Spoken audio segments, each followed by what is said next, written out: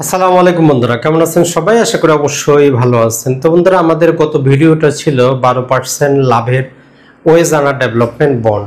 তো সেই ভিডিওটা দেখার পর আপনাদের অনেকেরই এ বিষয়ে আরও কিছু সমস্যা ছিল, আরও কিছু জানার ছিল, এবং সেই ভিডিওতে আরও কিছু তথ্য দেওয়া আমারও উচিত ছিল যেগুলো আপনাদের প্রয়োজন। তো সেই তথ্যগুলো আমরা নিয়ে আসার চেষ্টা করেছি। ওয়েজ আনা ডেভেলপমেন্ট বন্ড বা প্রবাসী বন্ড জিনিসটা কি সেটা বিস্তারিত জানতে সেই ভিডিওটা দেখে নেবেন। ভিডিও শেষে আপনারা পাবেন অথবা কমেন্ট বক্সে আমি দিয়ে দিচ্ছি।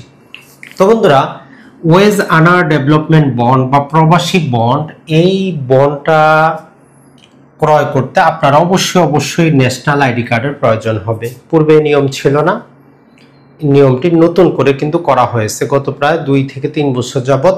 ন্যাশনাল আইডি কার্ড যদি না থাকে আপনি প্রবাসী বন্ডটা ক্রয় করতে পারতেছেন না। আপনার এই ন্যাশনাল আইডিটাকে একটা ইউনিক নাম্বার হিসাব করে তারা প্রবাসী বন্ডের আইডিটা সাজাচ্ছে। তো এই জন্য ন্যাশনাল আইডি প্রয়োজন।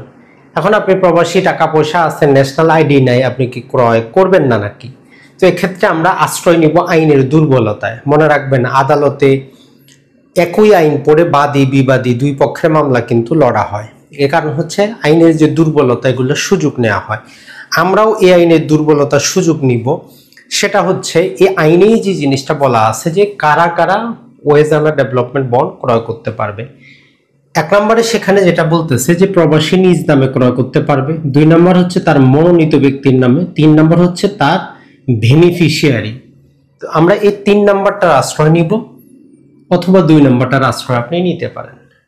2 নম্বর হচ্ছে এমন একজন ব্যক্তি যিনি বাংলাদেশি, যার ন্যাশনাল আইডি কার্ড আছে, তাকে আপনি ফর্ম ফিল আপ করে আপনার পাসপোর্ট, আপনার স্যালারি সার্টিফিকেট, ভিসা সমস্ত কিছু সহ আপনি পাঠিয়ে দেন, তার নামে আপনি ক্রয় করতে পারবেন। অর্থাৎ প্রবাসীর মনোনীত ব্যক্তির নামে ক্রয় করতে তখন কিন্তু আর আপনার এনআইডিটা লাগতেছে না।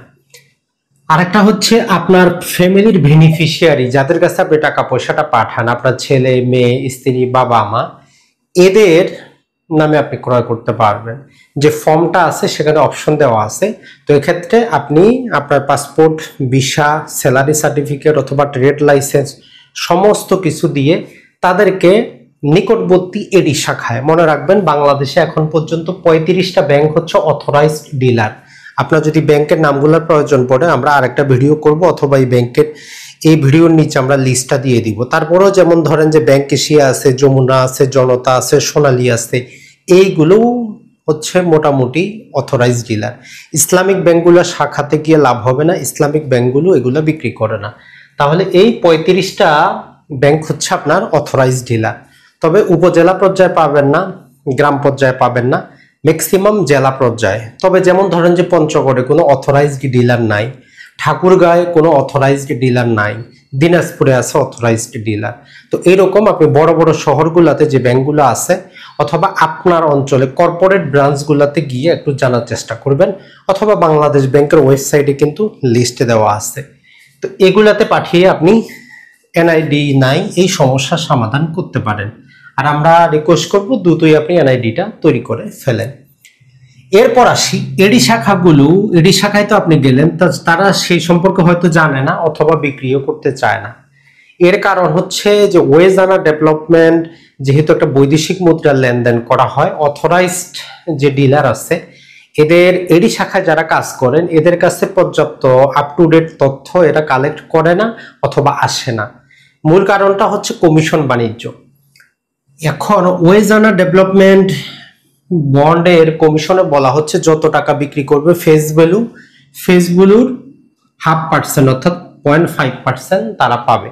তো এই জন্য আপনি যখন 1 লাখ, 2 লাখ, 3 লাখ টাকার জন্য ক্রয় করতে যান তাদের এগুলো পোষায় না। যেমন আপনি 1 লক্ষ টাকা যদি ক্রয় করেন, ব্যাংক কমিশন পাবে মাত্র 500 টাকা। তো 500 টাকার জন্য কে এত ঝামেলা নিবে? বাংলাদেশ ব্যাংকের একটা নির্দিষ্ট লিঙ্কের মাধ্যমেই তাদেরকে ক্রয় করতে হয়। তো এর জন্য যখন আপনি কম টাকায় ক্রয় করতে যান তারা কিন্তু ঝামেলা করে। যখনই আপনি বলবেন যে আপনি 1 কোটি টাকার ক্রয় করবেন, দেখবেন যে আপনাকে চা পানি সবকিছুই খাইতে দিবে, কারণ তারা সাথে সাথে 50,000 টাকা 2 দিনের মধ্যে ইন 2 ডেজ তারা কিন্তু কমিশনটা পেয়ে যাবে। তাহলে একটা ওয়েজ আনা ডেভেলপমেন্ট বন্ড বিক্রি করার না করার মেইন উদ্দেশ্যটা হচ্ছে কমিশনটা তারা কম পায় অল্প টাকায়। যেহেতু যারা প্রবাসী আছেন অল্প টাকা পয়সা ইনকাম করেন তারা 2, 5, 10, 20 লাখ ইনভেস্ট করেন, কিন্তু যাদের এফসি অ্যাকাউন্ট আছে তারা হিউজ পরিমাণ ইনভেস্ট করতে পারেন। ওই জন্য এফসি অ্যাকাউন্টধারীদেরকে কিন্তু তারা সত্যিই সম্মান করে। তাহলে ফেস ভ্যালু এটা হচ্ছে শুধু প্রথমবার।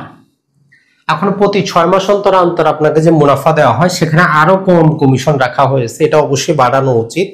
বলতেছে যে বন্ড প্রতি আপনি ধরেন যে 2 লাখ টাকার কিনছেন, এখন 2 লাখ টাকার মুনাফা যখন আপনাকে দিবে তখন বলতেছে যে শুধু 1 টাকা পাবে ব্যাংক।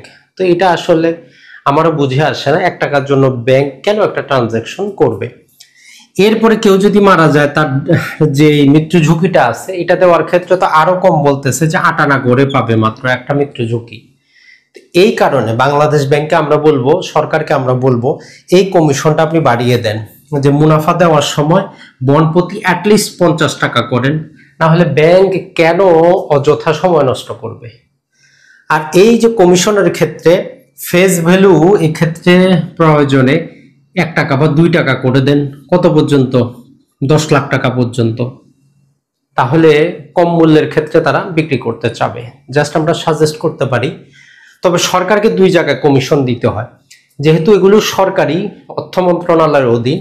তো এই মূল জিনিসটা হচ্ছে বাংলাদেশ ব্যাংকেও সরকারকে প্রতি 1 কোটি টাকায় 2000 টাকা করে কমিশন দিতে হয়। যিনি পিডিও অফিসার আছেন, পাবলিক ডেট অফিসার আছেন, তাকে 1 কোটি টাকায় 2000 টাকা কমিশন দিতে হয় এগুলো দেখাশোনা করার জন্য। আবার ব্যাংকগুলোকে কমিশন দিতে হয় প্রতি বিক্রি প্রতি। এই জিনিসটা মনে রাখবেন। তো আমরা রিকোয়েস্ট করব যাতে কমিশনটা ব্যাংকগুলো একটু বাড়িয়ে দেওয়া হয়, তাদের ট্রানজাকশন ফিটা একটু বাড়িয়ে দেওয়া হয়, এবং ডেথ রিস্ক যেটা আছে তো এটা আরেকবার বলে দেই। এক্ষেত্রে 3টা ক্যাটাগরি দেওয়া আছে, 40%, 45%, 50%। অর্থাৎ লাইফ ইন্স্যুরেন্সের মতো কাজ করবে যদি আপনি মারা যান। এক্ষেত্রে আপনার বয়স হচ্ছে অবশ্যই 55 অথবা এর কম হতে হবে।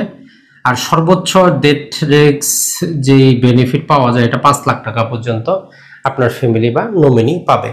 তো এক্ষেত্রে আপনি যদি 25,000 থেকে শুরু করে 4,75,000 পর্যন্ত যদি ক্রয় করেন তাহলে 40% হিসাবে পাবেন।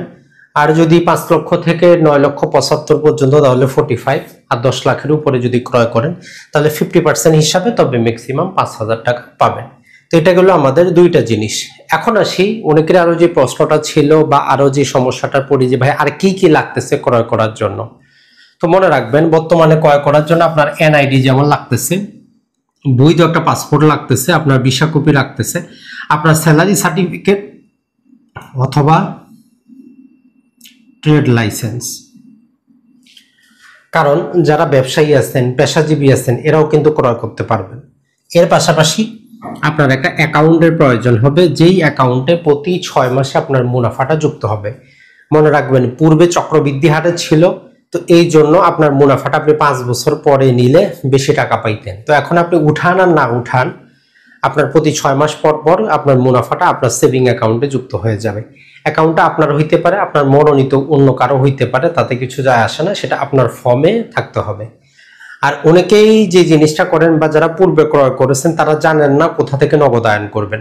তো এই জন্য বেস্ট হচ্ছে আপনি ক্রয় করার সময় একটু স্মরণ করেন যে আপনার ওই ফর্মে লেখা আছে যে বাংলাদেশে আপনি কোন ব্যাংকের কোন শাখা থেকে নগদায়ন করবেন। সেই ব্যাংকের সেই শাখায় আপনার কাছে পুরাতন হলে অবশ্যই একটা হার্ড কপি আছে ওয়েজ আন্ডার ডেভেলপমেন্ট বন্ডে, সেটা আপনার পাসপোর্ট, আপনার ভিসা, এটাই কিন্তু যথেষ্ট। আর এখনকার আজকালকার যে বন্ডগুলো ইস্যু করা হচ্ছে এগুলো ইলেকট্রনিক্যালি জেনারেট করা, জাস্ট একটা টোকেন আপনাকে দেওয়া হচ্ছে, এটাই যথেষ্ট।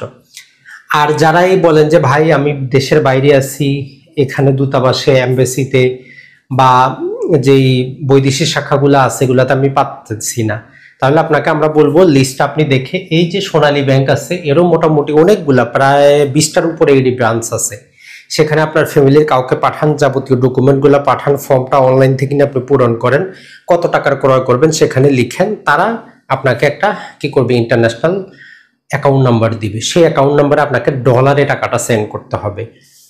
প্রবাসীরা যেই অভিযোগটি করেন সেটা হচ্ছে যে ভাই আমরা যখন এটা ক্রয় করতে যাই, যেমন ধরেন যে দুবাইতে এখানে আমাদের দেড়হাম চলে, তো এখন আপনি যখন ক্রয় করতে যান তখন সর্বপ্রথম এটাকে আপনাকে ডলারে ক্রয় করতে হয়, ডলারটাকে তখন তারা টাকায় কনভার্ট করে।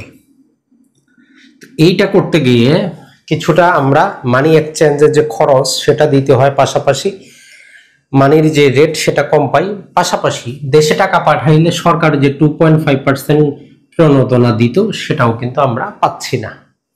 এই জন্য যেটা হয়, আপনি যে টাকা পয়সাটা পাঠান আপনার বেনিফিশিয়ারিরা যদি বাংলাদেশে সেই টাকাটা বাংলা টাকা পেয়ে যায়, বর্তমানে আইনে থাকলেও তাদেরকে দিচ্ছে না, কারণ 2.5% প্রণোদনা আপনি পান।